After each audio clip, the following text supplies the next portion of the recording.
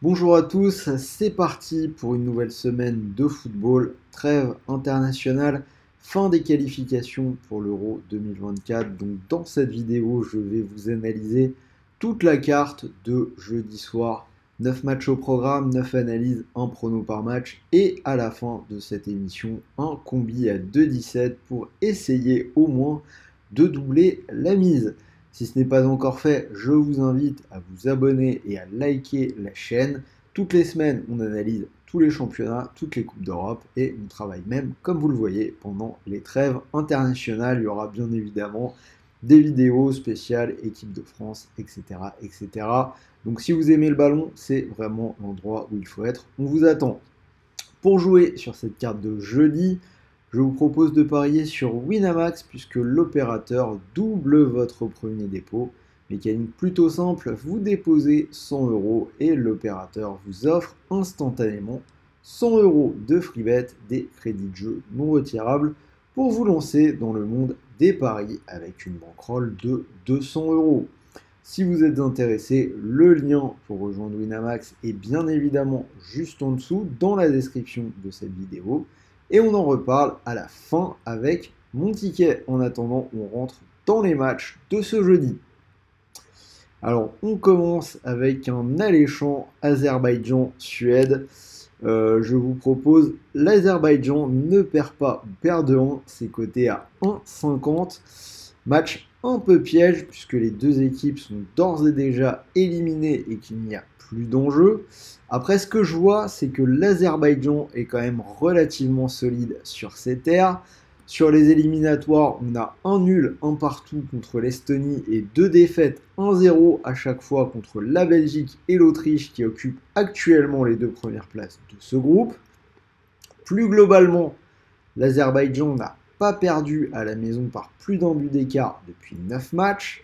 Alors certes, la Suède a gagné 5-0 lors du match aller en mars. Bien évidemment, je les mets au-dessus, mais les choses pourraient malgré tout être plus serrées que ça du côté de Bakou. Donc Azerbaïdjan ne perd pas ou perd de 1. Bulgarie-Hongrie, je vais prendre la Hongrie pour une cote à 1,60. Ils sont en tête du groupe, ils ont encore besoin d'un petit point en 2 matchs pour assurer définitivement la qualif, donc il y a encore une petite motivation. Ils sont toujours invaincus à ce stade des éliminatoires avec 4 victoires et 2 nuls. Ils jouent contre la lanterne rouge, la Bulgarie, qui n'a pas encore gagné. Alors c'est vrai, la Hongrie a parfois un peu de mal à l'extérieur, avec des matchs nuls en Lituanie ou au Monténégro. Mais là, normalement, ils sont quand même bien au-dessus de cette équipe de Bulgarie qui a perdu ses 4 derniers matchs. Chypre-Espagne, je vais vous proposer une large victoire espagnole. La Jora qui gagne de 3 ou plus, c'est coté à 1,41.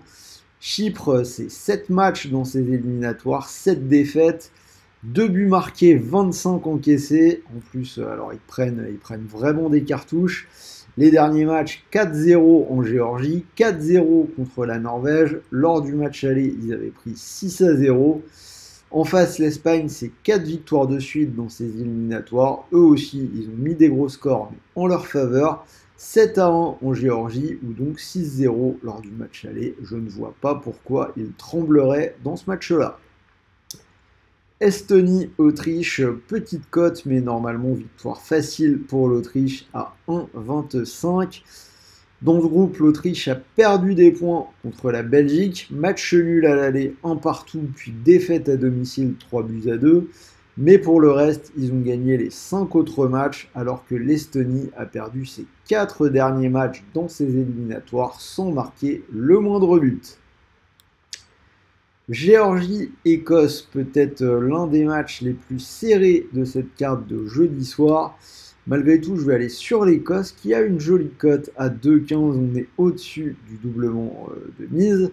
Alors l'Écosse, 5 victoires en 6 matchs. Ils ont juste perdu en Espagne.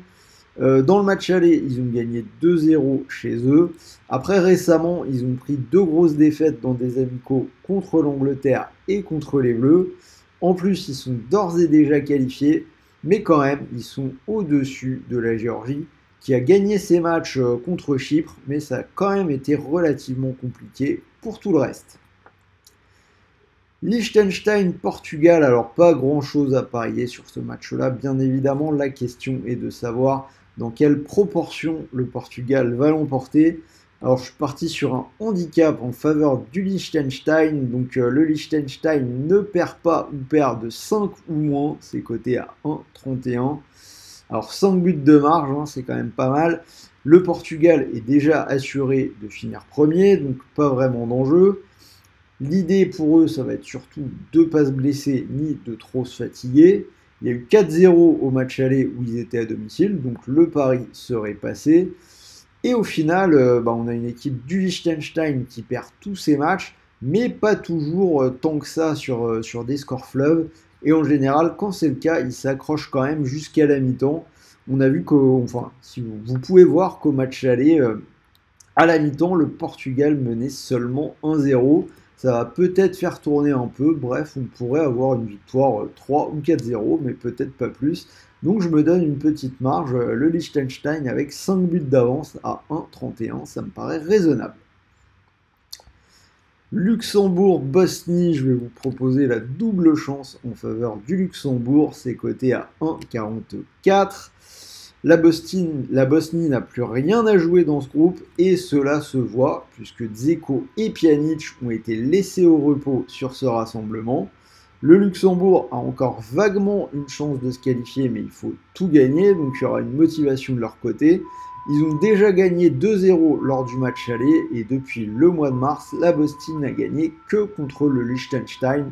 Donc le Luxembourg au nul, ça me paraît pas mal du tout. Monténégro, Lituanie, dans ce match-là, je vais partir sur les buts, plus de 2,5, c'est coté à 1,70. Sur les 5 derniers matchs du Monténégro, on a plus de 4 buts de moyenne par match. À chaque fois, le pari, les deux équipes qui marquent, est passé. Ils ont besoin de points pour garder une chance, donc on devrait assister à un match plutôt ouvert. La Lituanie marque plutôt des buts à domicile, mais dans un match ouvert, je me dis pourquoi pas les voir également marquer pour faire gonfler le compteur de buts. Dernier match, Slovaquie-Islande, je vais prendre une victoire de la Slovaquie à 1,72. Les Slovaques qui sont deuxièmes du groupe, ils ont les cartes en main pour se qualifier. Une équipe qui n'a perdu que face au Portugal dans ce groupe. Ils ont gagné le match aller en Islande 2-1. Ajoutons à ça qu'à l'extérieur, l'Islande a déjà pris 3 buts en Bosnie et 3 au Luxembourg. Donc c'est quand même beaucoup. La Slovaquie me paraît quand même plutôt au-dessus. Donc voilà, vous avez les 9 matchs de jeudi soir, un prono par match. Si vous combinez le tout, cote au-dessus de 50. Donc vous pouvez mettre quelques pièces dessus. Et pour le combiné, donc de 17, j'ai gardé une victoire normalement facile de l'Autriche en Estonie et la Slovaquie à la maison contre l'Islande. Donc si cette cote vous plaît, vous pouvez mettre vos 100 € du bonus Winamax dessus. Si ça venait à passer, vous remporteriez plus de 217 €. Et si le pari ne passe pas, rappelez-vous que Winamax a doublé votre premier dépôt. Donc il vous reste 100 € de free bet, crédit de jeu non retirable pour continuer de jouer. Voilà, c'était Sylvain, j'espère que cette vidéo vous a plu. Dites-moi dans les commentaires vos pronos pour ces matchs-là. Restez à l'écoute, je vais enchaîner sur une vidéo avec les matchs de vendredi. N'oubliez pas le petit pouce bleu. Moi, je vais vous souhaiter de bons matchs, de bons paris, de bons gains et un peu de repos pendant cette trêve internationale. Et comme toujours, je termine en vous rappelant que les pronostics sportifs sont interdits aux moins de 18 ans. Et pour tout le monde, jouez en fonction de vos moyens. On arrive pas loin de Noël, ce serait bête de perdre de l'argent que vous ne pouvez pas vous permettre de perdre. Donc veillez à garder une pratique récréative. Sur ce, salut à tous les amis.